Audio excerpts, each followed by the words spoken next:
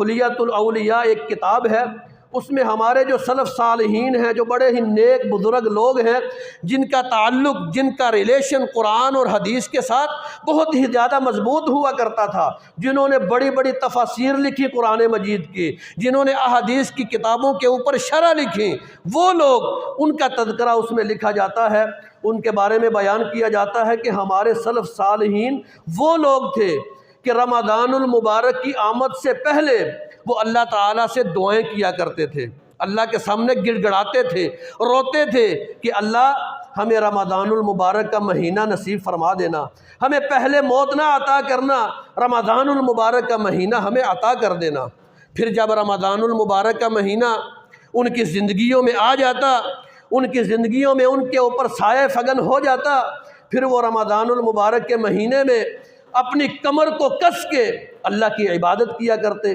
جب رمضان المبارک کا مہینہ چلا جاتا تو کئی ماہ اللہ کے سامنے یہ دعائیں کیا کرتے کہ اللہ، جو رمضان المبارک کے مہینے میں ہم نے دعائیں کی ہیں، عبادات کی ہیں، صدقات و خیرات کیا ہے، زکوٰۃ کی ادائیگی کی ہے، جو نیکیاں کی ہیں، اللہ ہماری ان ساری عبادات کو، نیکیوں کو اپنی بارگاہ میں قبول و منظور فرمانا۔ کیوں کہتے تھے؟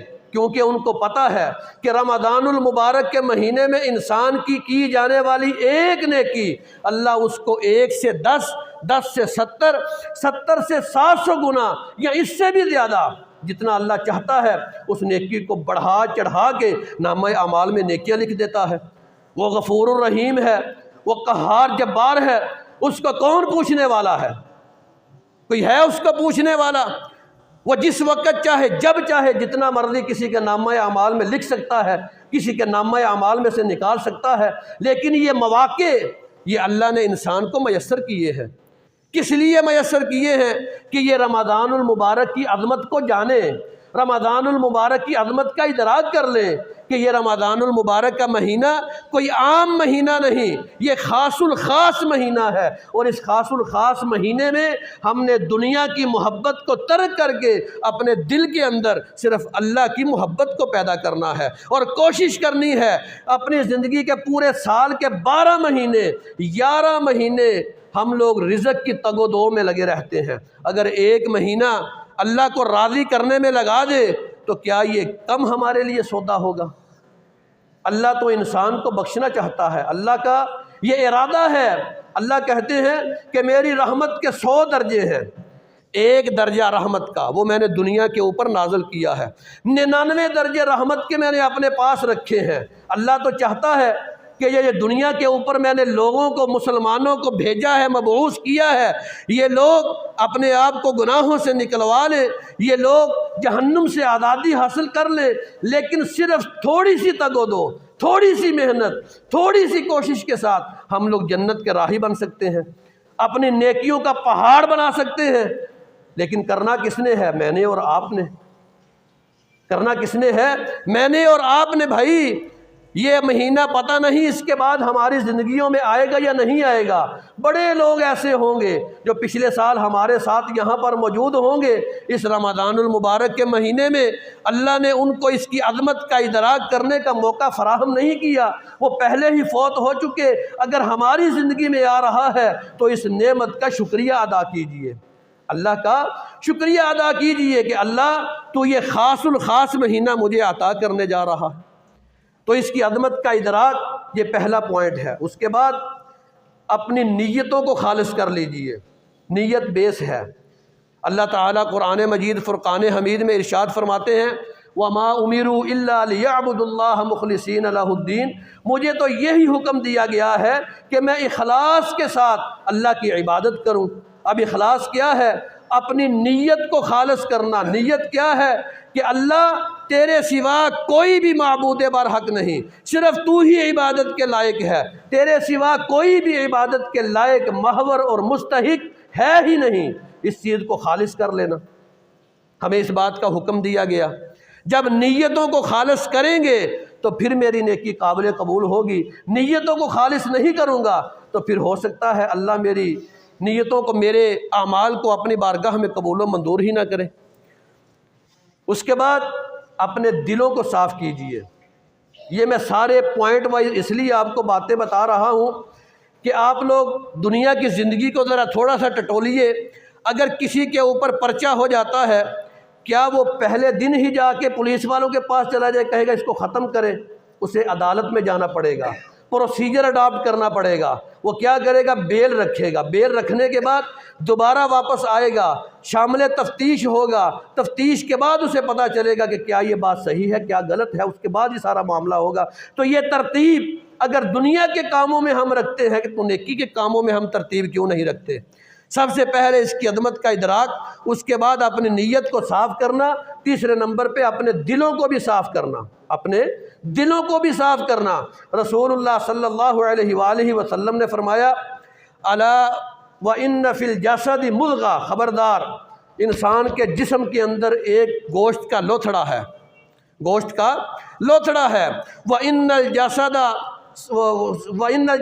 صالحا، اگر وہ جسم کا ٹکڑا صحیح ہوگا، درست ہوگا، تو پورے کا پورا جسم جو ہے انسان کا درست ہوگا۔ وَإِذَا فَسَدَتْ، اگر اس میں بگاڑ آ گیا تو پورے کا پورا جسم بگڑ جائے گا۔ تو دل کو اللہ نے یہ مقام، یہ عزت اور یہ شرف عطا کیا ہے کہ اگر دل درست ہوگا تو انسان کا پورا جسم درستگی کی طرف جائے گا، اور اگر دل میں بگاڑ آ گیا تو انسان کا پورا جسم وہ پورے دن بگڑا رہے گا۔ تو اپنے جسم کی درستگی کے لیے، دین کی طرف رغبت کے لیے اپنے دلوں کو بھی صاف رکھنا یہ بہت زیادہ ضروری ہے۔ چوتھی بات، جو جتنے بھی پہلے گناہ ہو چکے ہیں اس گناہوں کے اوپر ندامت اختیار کرنا، شرمندگی اختیار کرنا، اللہ کو یہ باور کروانا، اللہ کو یہ شو کروانا، اللہ تو طاقتور ہے، اللہ میں کمزور ہوں، اللہ تو خالق ہے، اللہ میں مخلوق ہوں، اللہ تو معبود ہے میں عابد ہوں، اللہ تو مسجود ہے میں ساجد ہوں، اللہ تو طاقتور ہے میں کمزور ہوں۔ اللہ کو یہ باور کروانا کہ اللہ مجھ سے غلطیاں ہو گئیں، ندامت، اللہ مجھ سے غلطیاں ہو گئیں، اس کے اوپر شرمندگی، پھر اللہ سے اپنے گناہوں کی معافی طلب کرنا۔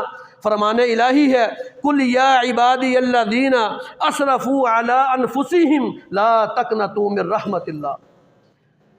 اللہ کہتے ہیں کہ اے میرے محبوب ان لوگوں کو کہہ دیجئے، کن کو؟ میرے بندوں کو، قل یا عبادی الذین اسرفوا علی انفسہم، جن لوگوں نے اپنی جانوں کے اوپر ظلم کر لیا ہے، گناہ در گناہ کیے ہیں، ان سے یہ کہہ دیجئے لا تقنطوا من رحمت اللہ، تم اللہ کی رحمت سے نا امید نہ ہونا۔ ہمارے جو بڑے بڑے مفسر ہیں قرآن مجید کے لکھنے والے، وہ کہتے ہیں کہ قرآن مجید میں جو سب سے پرفضا آیت کریمہ ہے، جو انسان کے لیے سب سے امید والی آیت کریمہ ہے، وہ یہ آیت کریمہ ہے کہ تم اگر گناہ بھی کر چکے ہو تو اللہ کی رحمت سے نا امید نہ ہونا۔ اپنے دل کے اندر اس بات کا ادراک کر لو کہ اللہ معاف فرمانے والا ہے۔ میں اگر اللہ کی بارگاہ میں جاتا ہوں، اپنی آنکھوں سے آنسو بہاتا ہوں، اپنے اللہ کے سامنے روتا ہوں، گڑ گڑاتا ہوں، دعائیں اللہ سے کرتا ہوں، معافیاں طلب کرتا ہوں، اللہ میرے گناہوں کو معاف فرما دے، اللہ مجھے بخش دے، تو اللہ تعالیٰ کی رحمت وہ جوش میں آتی ہے، اللہ اس کو بخش دیتا ہے، اللہ اس کی برائیوں کو نیکیوں میں بدل دیتا ہے۔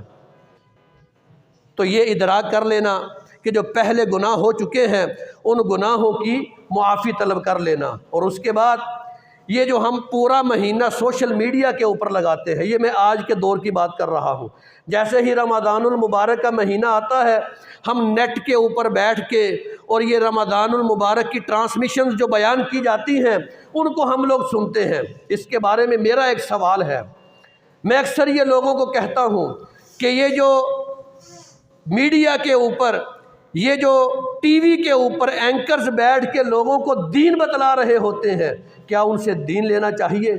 میرے بھائیوں، پورا سال کے 11 مہینے وہ لوگ دین کے خلاف چلتے ہیں، وہ لوگ اللہ کے احکامات کی دھجیاں اڑاتے ہیں، اور سب سے بڑی بات، نہ وہ قرآن کے اصول کو سمجھتے ہیں، نہ اصول تفسیر کو جاننے والے ہوتے ہیں، نہ اصول حدیث کو جاننے والے ہوتے ہیں، اور وہ بیٹھ کر آپ لوگوں کو دین سکھا رہے ہوتے ہیں اور آپ ان سے دین لے رہے ہوتے ہیں۔ مجھے بتلائیے، اگر آپ لوگ اپنے بچے کو میتھ کی تعلیم دلوانا چاہتے ہیں تو آپ اس کو کس کے پاس بھیجیں گے؟ انگلش کے ٹیچر کے پاس بھیجیں گے؟ اردو کے ٹیچر کے پاس بھیجیں گے؟ کس کے پاس بھیجیں گے؟ جو میتھ کا ایکسپرٹ ہوگا، جو میتھ کو جاننے والا ہوگا، آپ اس کے پاس بھیجیں گے۔ لیکن افسوس کی بات، جب بات آتی ہے دین کی، اس وقت میری عقل کے اوپر پردہ پڑ جاتا ہے۔ میں ہر نتھو پھتو سویہ جو 11 مہینے مجرے کرتا ہے، جو 11 مہینے فحاشی و عریانی کا بازار گرم کرتا ہے، میں اس کے پاس جا کر دین سیکھنا شروع کر دیتا ہوں۔ کیا علماء کرام ہماری زندگیوں میں موجود نہیں؟ کیا مدارس ہمارے پاس موجود نہیں؟ قال رسول اللہ کی صدائیں کہنے والے ابھی موجود نہیں؟ ان کے پاس ہم لوگ نہیں جاتے، اور میڈیا کے اوپر بیٹھ کے فلمیں بیان کرنے والے ہوتے ہیں، ہم ان کے پاس بیٹھ کر دین سیکھ رہے ہوتے ہیں۔ خدا را اس میڈیا سے بعد آ جائیے۔ صرف جو صحیح مستند اتھینٹک لوگ ہیں، جو اصول تفسیر کو جاننے والے ہیں، اصول حدیثوں کو جاننے والے ہیں، جو اس کے ماہر ہیں، اس کے پاس جائیے، ان کے پاس جا کر قرآن اور حدیث کے علوم کو حاصل کیجئے۔ اللہ تعالیٰ سے دعا کرتا ہوں کہ اللہ تعالیٰ ہمیں صحیح معنوں میں قرآن اور حدیث کو سیکھنے، اس کے اوپر عمل پیرا ہونے، رمضان المبارک کی عظمت کا ادراک کرنے، اور رمضان المبارک کے مہینے کی نیکیوں، برکتوں، سعادتوں کو سمیٹنے کی ہمت، طاقت اور توفیق عطا فرمائے۔ وقول قولی ھذا استغفر اللہ واتوب الیہ۔